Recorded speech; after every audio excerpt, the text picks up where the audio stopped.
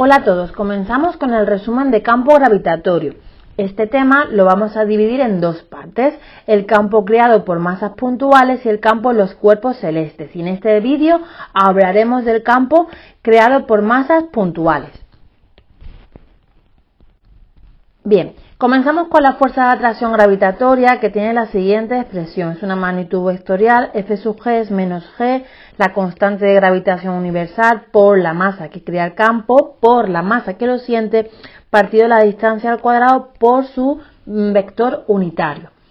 Para poder calcular esto, lo primero que tengo que calcular es el vector de posición para cada una de las masas, ¿vale? Porque tenemos que dividir nuestro problema como si solamente tuviéramos una masa.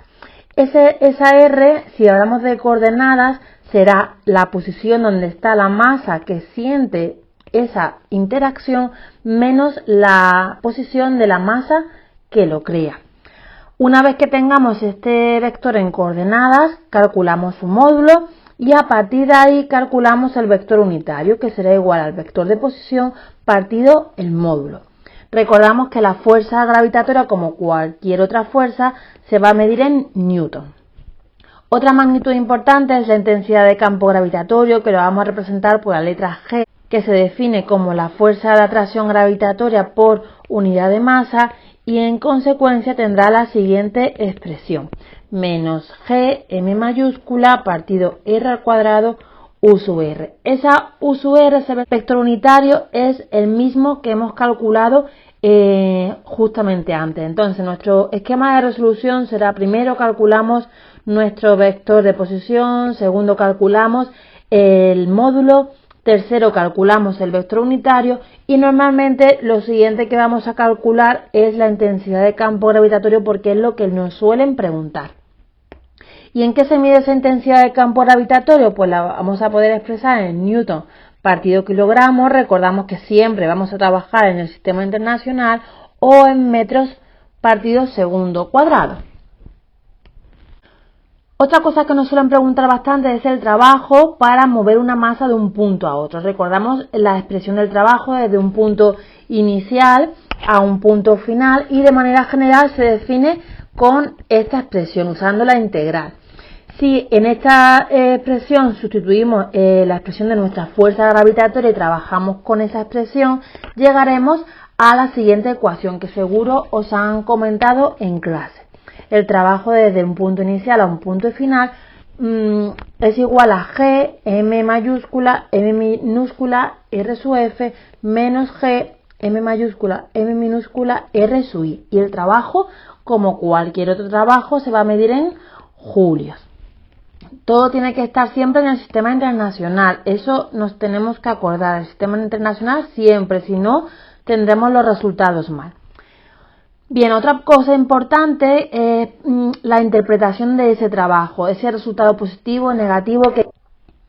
Ese trabajo positivo o negativo, el trabajo es positivo cuando la posición final es más pequeña que la inicial, es decir, cuando acerco esa masa que estoy moviendo, y el trabajo será negativo cuando la posición final de la masa que estoy moviendo es mayor que la inicial, es decir, cuando la estoy alejando.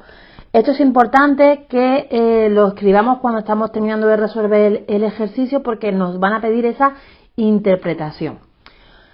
Otra cosa importante, la conservación de la energía mecánica, que ya la vimos en el vídeo anterior y recordamos que la variación de energía mecánica era igual que el trabajo de las fuerzas no conservativas. En este caso del campo gravitatorio resulta que como no hay fuerzas no conservativas, la variación de energía mecánica es igual a 0. Si trabajo un poquito con esto, pues tengo que es la variación de energía cinética más la variación de energía potencial y es igual a 0. Y de aquí llego a que la variación de energía cinética es menos el incremento de energía potencial.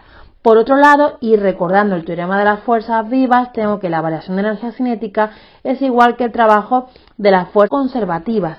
De manera que para el campo gravitatorio tendré que el trabajo, porque en el campo gravitatorio solo hay fuerzas conservativas, va a ser igual que menos el incremento de energía potencial. Y esto es lo que voy a usar cuando tenga que calcular el trabajo. la variación de energía potencial. Y me podéis decir, bueno, ¿y qué expresión tiene la energía potencial?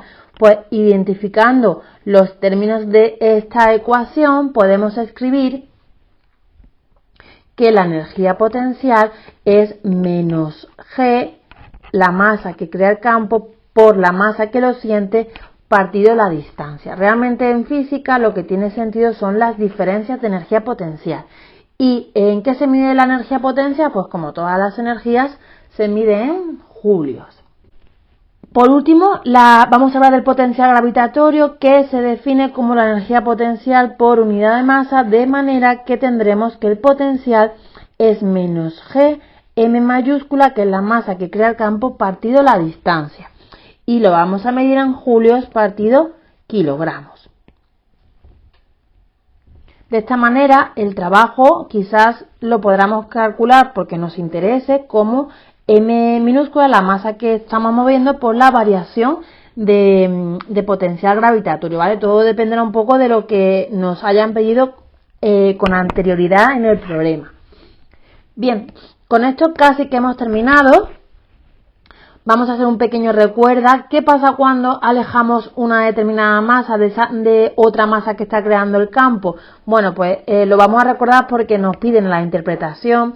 El trabajo, cuando alejamos la masa, va a ser negativo, porque es un movimiento forzado. En consecuencia, la variación de energía potencial será positiva y la variación del potencial gravitatorio también tiene que salir positivo. Esto nos va a dar la clave para saber si estamos resolviendo bien el problema o no.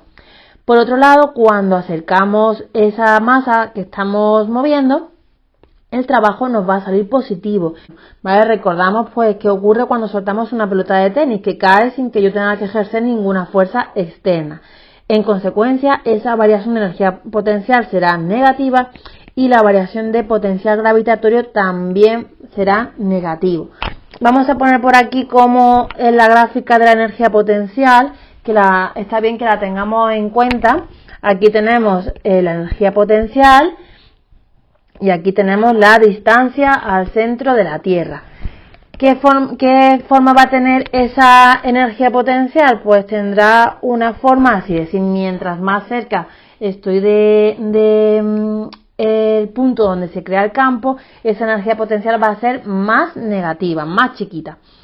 Bien, por último vamos a hacer un super resumen ya de todas las fórmulas que hemos hablado en este tema. Tenemos por un lado la parte vectorial, la fuerza gravitatoria es menos G, M mayúscula, N minúscula, R cuadrado, U sub R, que esto se mide en newton. La intensidad de campo gravitatorio, menos G, M mayúscula, R al cuadrado. Cuidado con los cuadrados porque muchas veces se olvidan y ya lo tenemos todo más.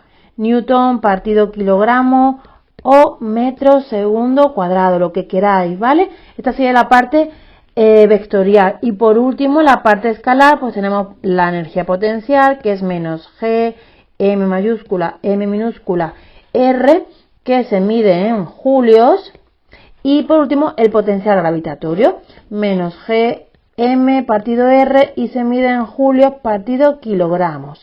Con esto acabamos el resumen de esta parte del tema. Espero que te haya gustado y sobre todo que te sea útil. Nos vemos en el próximo vídeo. Adiós.